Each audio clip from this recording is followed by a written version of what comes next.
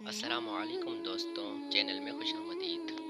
दुरूद शरीफ पढ़ लें। आपको हर सवाल पर 10 सेकेंड दिए जाएंगे। बगैर टाइम गवाए चले शुरू करें। पहला सवाल, रमज़ान में किस वक्त दुआ ज़्यादा कबूल होती है?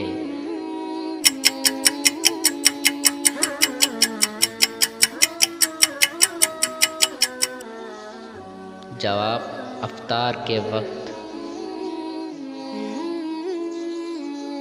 दूसरा सवाल, शहद की मक्खी की कितनी आँखें होती हैं?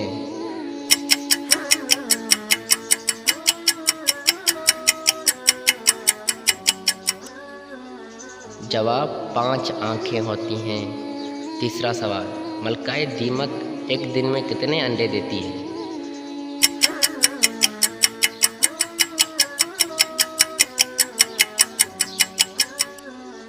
जवाब, 6000 से 7000 अंडे देती है। सवाल चौथा, मेंढक के जिस्म में कौन सी चीज़ें नहीं होती?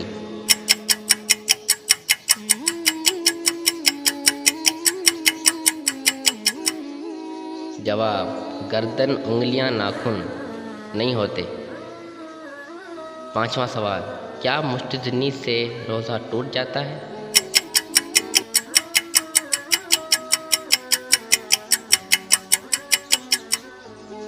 जवाब, हाँ, मुस्तजनी करने से रोज़ा टूट। Thanks for watching. Subscribe the channel, press bell.